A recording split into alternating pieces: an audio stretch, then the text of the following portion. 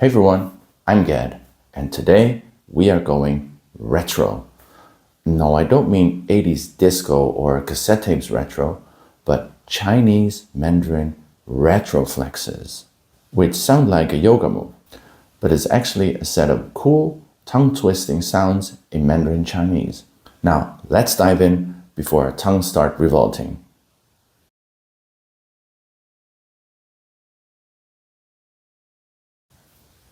In Mandarin Chinese, retroflexes are made by curling your tongue back toward the roof of your mouth, a bit like your tongue doing sit-ups.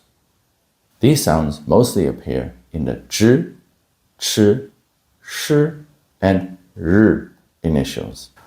It's like your tongue is saying, I'm fancy now, I'm going backwards.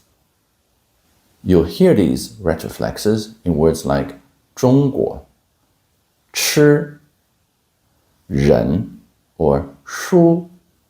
Let's play a little game. Spot the difference. On the left, we have the retroflexes 智, 吃, and 诗. And on the right, we have their non-retroflex cousins, the 接, the 些, and the 切. Think of it like this. The 知 is a bit like a pirate saying jar, but with a rolled back tongue. 接 is like you're smiling and saying it gently, almost like whispering a secret. So 知 in 中国 and 接 in 鸡. One's got drama, the other's got your breakfast. So which one means to eat? 吃. Which one means chicken? 鸡. Choose the one on the left or the right. Type it in the comments. Which one is 书 for book? Is it SH or X? And which one is 西 as in west? Now, to master these retroflexes, your tongue needs to work out. You need to practice. At first, it sounds very silly. You will look silly. Practice it in front of a mirror and look at yourself, and practice it with your tongue rolling back. Try this exercise. Say r like you're growling like a dog. And while holding that r shape, try saying 知 or 吃 or 是. Now, on a side note, I must add that there are differences between regions in China and also between China and Taiwan. Because not everywhere in China the retroflexes are pronounced that clearly. In some regions they are overly pronounced.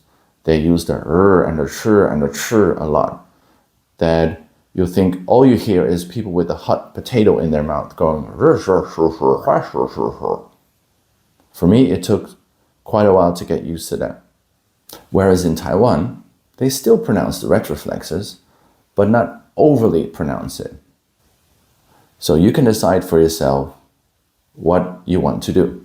Do you want to overly pronounce it, really saying 吃 and 知 and 诗, or do you want to say it like 吃 or 诗 or 知? That's up to you. It's your choice. Now let's talk about the rogue of the retroflexes in Mandarin Chinese, the r sound. It's not like the French r or the English r. It's somewhere in between. It's like your tongue curls back and saying, surprise. Let's try these few together. I will show the word, pronounce it, and you pronounce after me. 人, 人. Very good. 日本, 日本. Excellent. And third one, 让,让. Very good. And keep practicing those.